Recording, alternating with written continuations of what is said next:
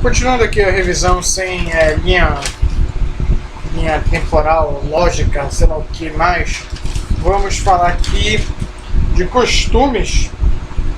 Achei a página, vamos lá, mas não é no caderno, é nos slides mesmo, tá legal? Costumes jurídicos. Conceito: procedimento difuso de dominação tradicional. Crença: menor objetividade. Cria-se, forma-se, impõe-se. Elemento material: repetição da conduta pelos indivíduos. Externo: elemento psicológico: convicção da obrigatoriedade. Interno: costume versus costume jurídico. A sociedade concebeu, mas o Estado não reconheceu. Nossa, rimou. Sanção. Agora agrega os elementos da validade e da eficácia. Problema quanto à vigência, prazo de início da sua validade. Costume segundo a lei. Existe uma orientação legal para se seguir determinado costume. Está exemplificado no artigo 596 do CC. Eu acho que ninguém vai lá porque fede. Para ser nosso. Costume praeter legem. Disciplina matérias que a lei não reconheceu ou pormenorizou. Exemplo 4 da Lindb, sei lá. Costume contra a legem. Em regra, o ordenamento não reconhece, porém ele existe. O artigo 2º da Lindb, exemplo, as leis em desuso. Doutrina, que já foi tratado aqui, mas bora ouvir das monitoras, né? De novo. Não é uma fonte do direito propriamente dita, fonte imediata, mas é uma orientadora da conduta jurídica. Principais agentes: teóricos, professores, analistas do direito.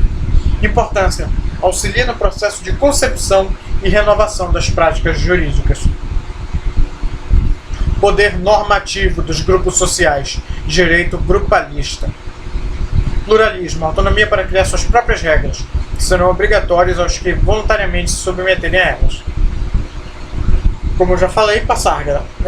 Construção de direito próprio com possibilidade de sanção. Multa, expulsão, existe direito de sanção fora do Estado. Por exemplo, clubes, condomínios, igrejas. Indivíduos que pertencem ao clube devem seguir suas regras. Pode fugir das regras se sair do clube. Regras vinculam juridicamente aos que participam do clube. Regras devem estar de acordo com o direito, não podem fugir dele. Tratados e convenções internacionais. Tratados celebrados entre dois Estados ampliam direitos. Exemplo: Brasil e México. Convenções celebradas entre Estados e organizações internacionais. Brasil e OIT, Organização Internacional do Trabalho. Proteger trabalhadores, impondo limites nas regras trabalhistas. Teoria dualista brasileira. O Executivo celebra tratados e a incorporação é dada pelo Legislativo. Confere validade geral. Legal também, geral. Incorporados, os tratados têm força de lei. Exemplo: tratados de direitos humanos têm status constitucional. Não é que ele seja lei, mas tem força de lei, tá? Isso aí já foi discutido em vídeos anteriores. Executivo, âmbito internacional. Legislativo, ratificação interna para vinculação em território nacional. Uma vez aprovado, vira lei. Observação: a soberania do Estado passa por relativização diante do grande número de tratados e convenções.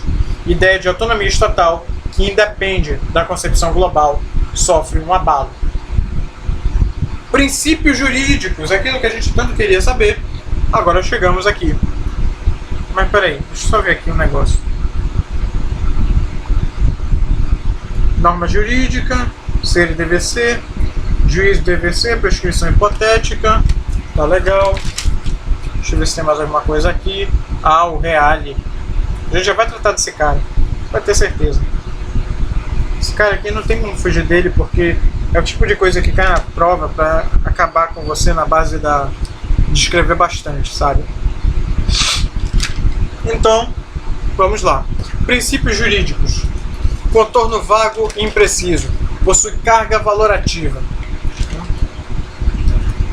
Com a crise do positivismo, principalmente após a Segunda Guerra Mundial, ocorre a valorização dos princípios pelo direito.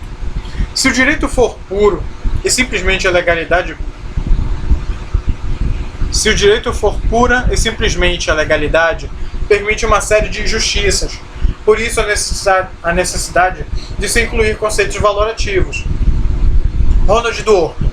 Princípios são dimensões de justiça, moralidade e equidade. Segundo os monitores, isso vai ser perguntado na prova. É impressionante, a gente tem que lembrar disso num oceano de palavras e letras, né?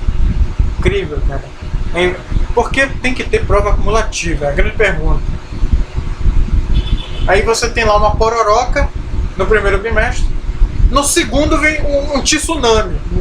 Não bastava acabar com o aluno, tem que enterrá-lo na água. Enterrar ele na água. Ai, cara, não é brincadeira isso, não é? É por causa que você tem que ver também que teve outras 2 provas nessa semana. Tem também 2 trabalhos de ED para entregar. Então, assim, você pensa, era melhor ter eliminado o primeiro bimestre, né? E era melhor também nem ser essa prova amanhã, sexta-feira, mas na próxima semana, numa segunda, numa terça, sei lá, algum professor que desse um tempo assim, olha, faz no meu horário, tá? Não tem problema. Mas, tudo bem. É assim que é. O aluno é aquele que está lá no paredão e a matéria é um soldado com fuzil. Pois é, né? Contorno vago e impreciso. Possui carga valorativa. Com a crise do positivismo, principalmente após a Segunda Guerra Mundial, eu estou repetindo a mesma, é muito burro, é muito bocó mesmo. Tá. Dimensão valorativa, moral e de justiça. Vivemos em uma era principiológica. Os princípios são muito importantes no contexto atual. Isso aí também é algo importante porque caiu na revisão lá e também tem grande chance de cair na prova. A era principiológica, né? Os princípios são muito importantes no nosso contexto atual. Novo paradigma de vida após a experiência da Segunda Guerra Mundial. Internacionalização dos direitos humanos e valorização da dignidade da pessoa humana. Reconhecimento dos princípios como centrais no direito. Banalização. Ronaldo Porto Macedo, meus órgãos estão também. Ele fala aqui sobre uma farra dos princípios. Regra é diferente de princípio.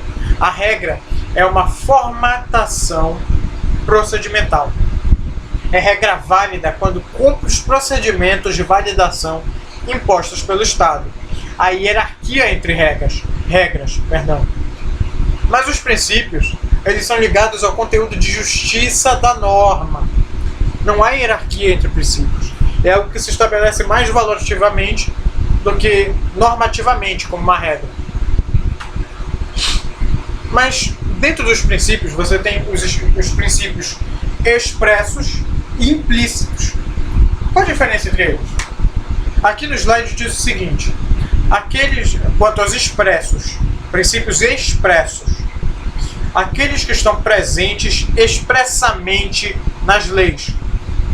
Para os princípios implícitos, por outro lado, é o seguinte: para além de princípios expressos, existem princípios implícitos. Não são claros, mas podem ser inferidos da lei. Eu acho que inferidos da lei ou na lei. Interessante, né? Continuando, cabra da Perte, casos Riggs versus Palmer, caso Elmer. Isso aí já foi citado num dos vídeos anteriores, já foi tratado também no slide dessa monitoria unicamente. Fala sobre o Elmer que matou o avô com a intenção de ficar com a herança dele. Ele queria o dinheiro porque o velhote lá tinha arrumado uma mulher e tinha feito filhos dela, coisa de velhote mesmo daquele tempo. Só que o netinho lá ficou com raiva e disse assim: não, essas mulheres aí não vão ficar com a herança do meu vovozinho rico, eu vou matar ele e vou ficar com o dinheiro. Nossa, que plano de Scooby-Doo, né? Nada pra dar errado. Mas só que é descoberto e ele vai preso. No julgamento, você tem o seguinte, ó. Existia um contrato de testamento que determinava dar todos os bens do avô a Elmer quando o avô fosse pra vala, sendo que não existia nenhuma cláusula de exceção. O velhote vestiu o paletó de madeira, mas o garoto não ia ficar com a herança. Por quê? Porque os juízes foram lá e perceberam o seguinte: se estaria o Elmer habilitado a receber a herança do seu avô, o que foi feito? Passou para a Suprema Corte, né? Foi indicado para lá. E aí, o que ela pensou, a Corte? Para além da lei, existem os princípios, mesmo que eles sejam implícitos. E qual o princípio implícito no caso Riggs versus Palmer, caso Elmer? O princípio implícito é o seguinte: a ninguém é lícito beneficiar-se da sua própria transgressão, da sua própria torpeza. Então esse babaca ignorante, esse netinho aí, o que aconteceu? Foi pra cadeia. Foi pra cadeia, merecido. Ele não esperava por essa reviravolta aí, inesperada de sexto sentido, né? Eles acabaram reconhecendo isso. E assim ficamos todos felizes com um vagabundo a menos. E um preso a mais. Ou não, ele já tá morto também.